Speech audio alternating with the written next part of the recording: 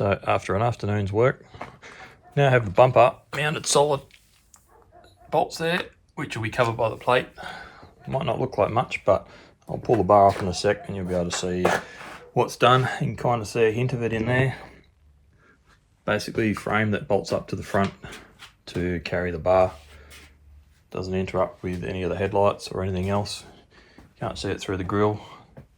It's removable, so whether or not we leave it on there, that shows when the bar's off. That's up to Troy. So I've been back on it this weekend. Yesterday managed to get the extractors out, most of the stuff stripped off the engine. And today stripped off everything else, the clutch line and a few bolts, bits and pieces, the steering rack. The airbag front struts are out again. Basically the only thing left holding it in is the 4 bolts on the K-frame and the cross member on the gearbox. So I'm going to make a trolley for the motor, well, for the K-frame to sit on, so it'll carry the motor and box, and got the ute up nice and high so I can basically just wheel the whole thing out through the front, so without the lower tie bar on there. Makes it a lot easier to try and do it by myself. So all this now can be hammered into shape and try and clean those up once the engine's out of the way. Underneath is not looking so good in a few spots. The center bearing on the tail shaft was all the bolts were loose, so there's oil and grease everywhere from where that lines up. Probably could have let go at any time, so lucky you discovered that. The tail shaft's obviously out. Going to make up a new trans cross member to run the exhaust through, try and tuck that up nice and tight. Obviously having bags and laying it out, I don't really want it to land on the exhaust and I want to try and get off the ground. If you ever lay it out on grass, we'll probably set fire to it, so we've got to get up as high as possible without burning the floor. So there's quite a few spots in the floor that have been damaged. People have run jacks under it, just really not cared. Seems a bit strange, but it is what it is. So some spots I'm just not going to be able to repair. They're too structural. Maybe on the hoist I can minimise them, but there's a lot of damage. So short of putting an auto rotisserie and probably putting new sections on, which is really not the primary goal with this, I don't think, but we'll see what Troy wants to do. You can see the cracks in the paint, stress fractures, probably where the floor probably wasn't quite prepped enough and the paint has shrunk with heat maybe. There's a few holes in places. So that's where we're at for the moment. So as soon as I can make up a dolly, engine and box will be out, and then I can go hard on the engine bay. So during the week, got the dolly knocked up and engine and box are now out. So it's really just to be able to move it around my shed without putting it onto an engine stand for now. I don't really have the room in here to have it laying around, but I'm going to have to take it all apart, try and clean it up, try and find somewhere to put it. Engine bay's now, well, no engine. There's still some bits in there to take out. I'll take out the booster and stuff. Unfortunately, the whole inside's got to come out again. Pulling the HVAC unit out so I can fill a couple of holes up. Pull the engine harness out, which is basically all wrapped up underneath there. So that can now come out. The heater pipes will come out. The breather line for the tank, I'm going to rerun that to the pollution canister, probably put that in the back or underneath the front, not really sure yet. Brake calipers, at the moment all the fluid's still in it, all the brakes are still hooked up, so my plan is to run the brake lines, well at least this front one, across inside the cab. So the booster's staying where it is, but we're going to run the lines back inside the cab, run across, and then it'll come out inside the wheel arch, somewhere in there, and run across to the original mount. So other than hiding it, it's not really going to change much, but we'll have to get a brake guy out to make up some lines, so that won't be too much of a drama. Front one obviously sort of do the same thing, try and hide it there.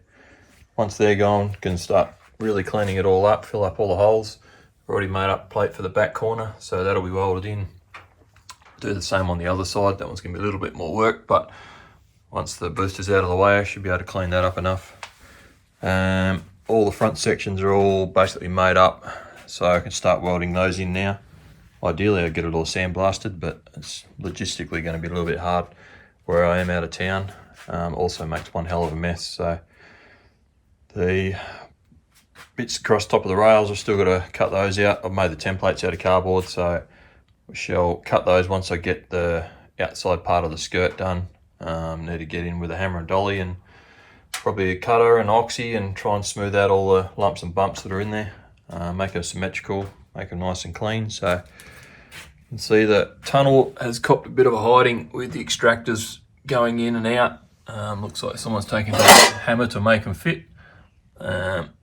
And you can see the airbrushing in through there, which has held up pretty well considering, aside from people running a jack under it constantly and destroying it, which is a bit disappointing.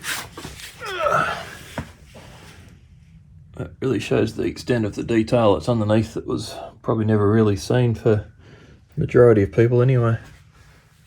So we'll try and retain the artwork on the inside of the wheel arches there, but the rest of it will all get smoothed out and painted. So got a bit of work to clean up underneath there, and try and work out a plan of how far we're going to go again on the airbrushing underneath. But for now, priority will be engine and engine bay, and then worry about the rest underneath at a later date.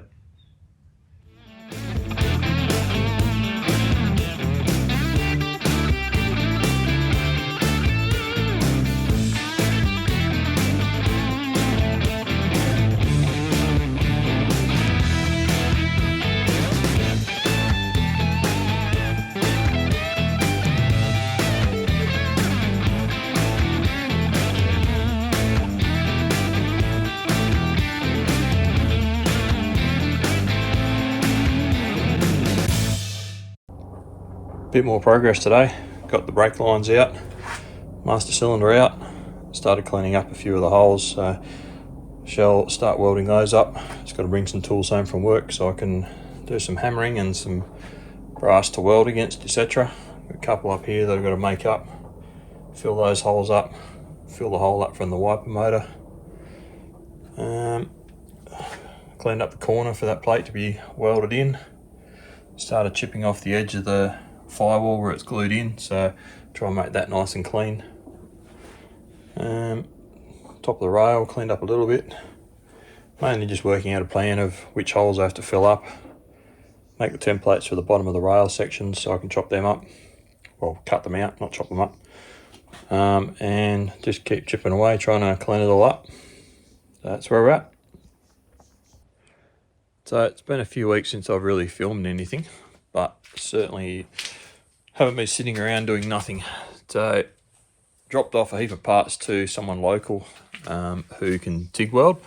So all the elbows are now welded on the intercooler, the adapters for the blow-off valves. So there's two of those going on, one on either side of the intercooler. The elbows are welded on, the bottom brackets are all welded on. Now I've got it back and bolted in, I can make the top ones kind of line up, get those welded on.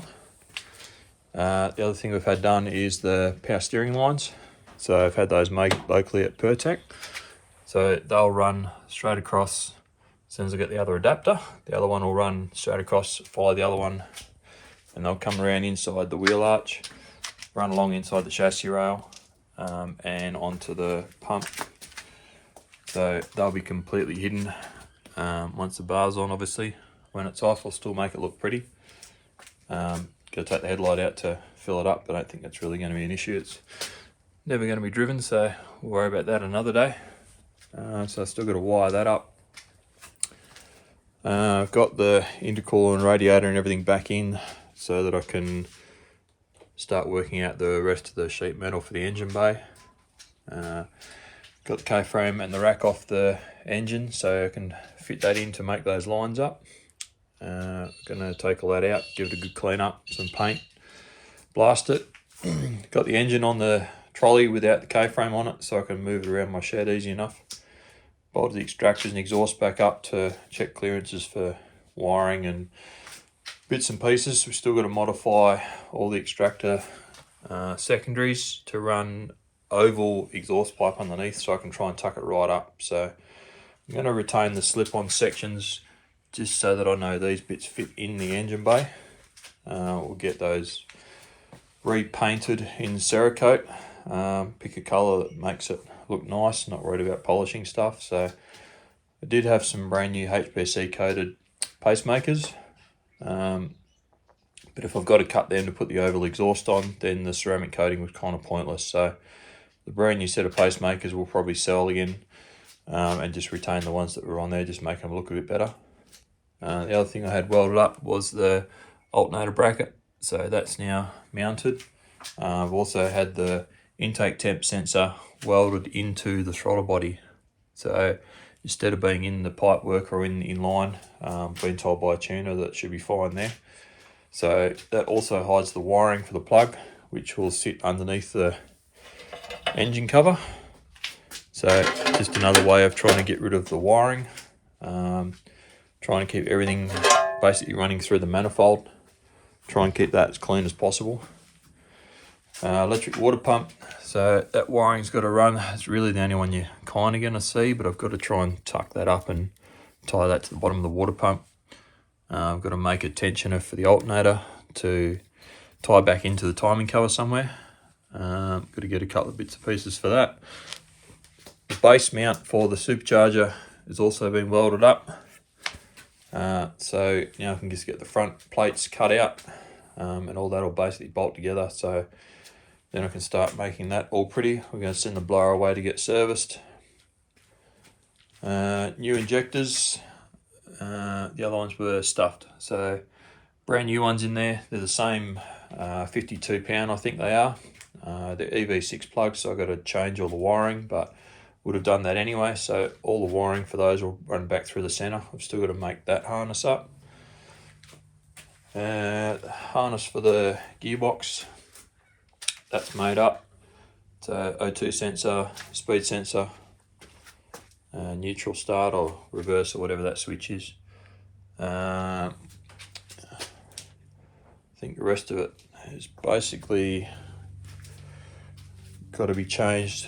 We've got a new set of plug leads with, I don't know, 90-degree fittings, whatever you want to call them. So I'm going to try and make up some clamps that bolt to the side of rock covers, so it'll tuck the leads right in, so you won't have them, you won't see them sticking out, which they do tend to look quite terrible on the standard ones. Engine harness has been the most time-consuming part. So everything is now on Deutsch plugs. Added in all the new sensors, which is a new oil pressure sender, temperature sensor, temperature gauge sender, all the gauges on the bonnet, which we've got brand new ones for, so they'll be replaced. The mounts were still on the bonnet, so I've made provisions for all those.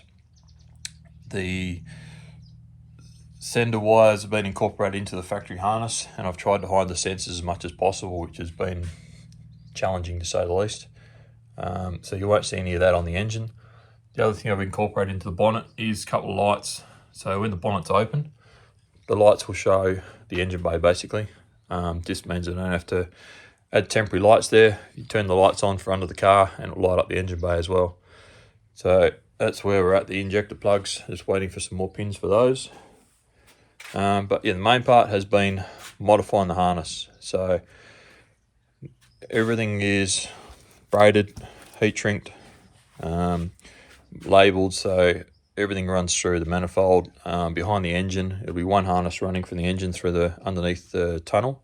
So all going well, you won't see any of it, which is a lot of work for something you're not going to see, but hopefully it all works because it's been very, very modified. But that's a problem for another day when we get it started eventually.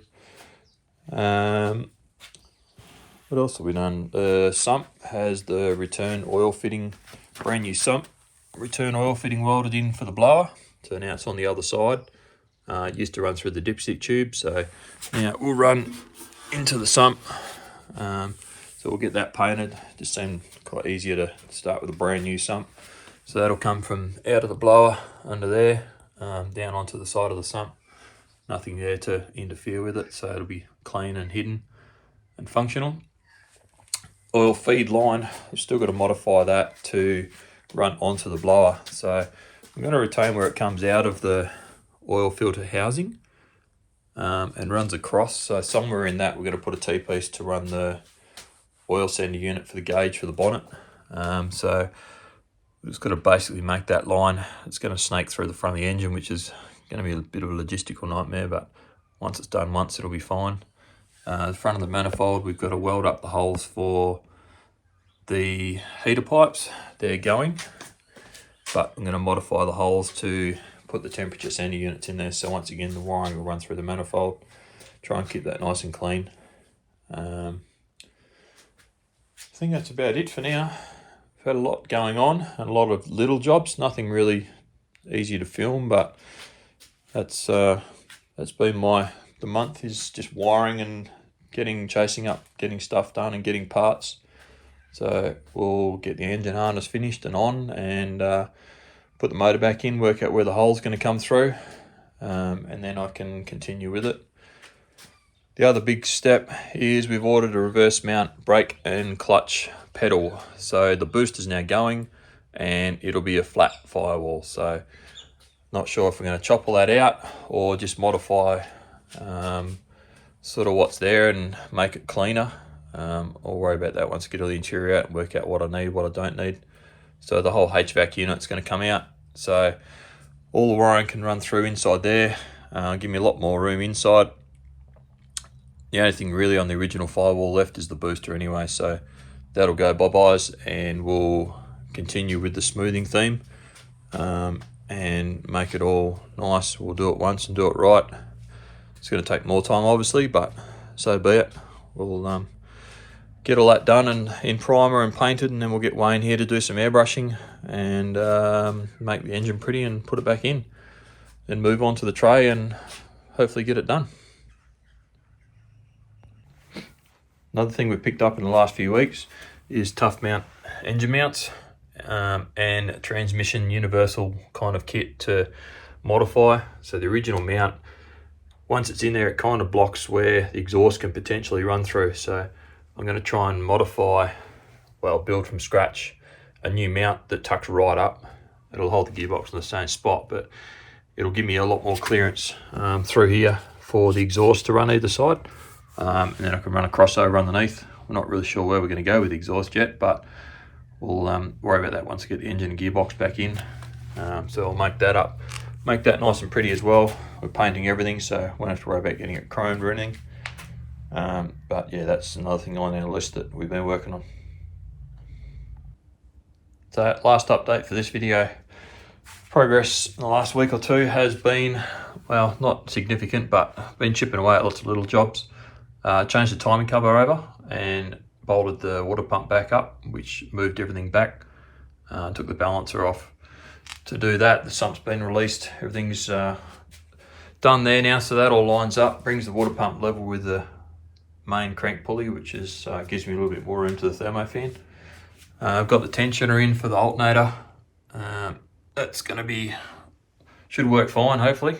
Tuck the alternator right in. I can't really make it any cleaner than that. The mount for the blower has been welded up, bolted up. Once I get the front plates done, can finalise all that. The breathers for the rocker cover, they're run together and teed in there, and then runs out through the bottom, and I'm going to snake that back across through to where the blower inlet is, and I'll put it into that. So hopefully it's not too much oil because it'll run back down to the filter, but I think it'll be all right. The engine shouldn't breathe. There we go, that's what's under there. So didn't really want to put anything that's majorly structural as far as thickness of material goes. So I'm going to basically put all more gussets in there so it kind of looks like spider web, and then we'll probably get it powder coated or something. At least if it's there and the bar's off, it sort of looks like it's part of the theme of the car. Otherwise, a few bolts and it can come off. Just ties into the rail bolts and the top of the support, so easy enough to take off. But I've got a bit more welding and a lot of cleaning up to do. It was sort of just a test fit to make sure I get it in the right spot, because these need to be very crucial. So they're pretty solid at the moment. The bar lines up perfectly, so I'll keep putting more parts in and keep checking it, but that's pretty much the whole front of the car done.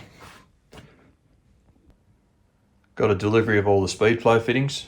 So the breather lines, fuel lines, we've had some -6 weld-on fittings put on the end of the rails. So we're going to run braided line down to the chassis rail, and then hard lined all the way from there to the fuel tank. So all the hard lines, dash six braid, pressure reg, which will be at the back, new fuel filter, box of goodies, not cheap, but got to do it right, make sure it doesn't leak. So all the fuel system will be brand new, so none of the old crap will be in there that's rusted or full of stuff. So engine harness is all complete now. It's sort of ready to go in, test fit, and then button all that up. All the wiring's run through it. The fuel injector harnesses are made. They're pretty much completely hidden. So they tuck right up above the fuel rails, go around through the front of the manifold and go back through the manifold. So hopefully none of that will be seen whatsoever. We can paint all that and detail it, have it all looking nice. I think that's probably about it for now. So we'll get this video up and keep chipping away at more stuff. Thanks for watching.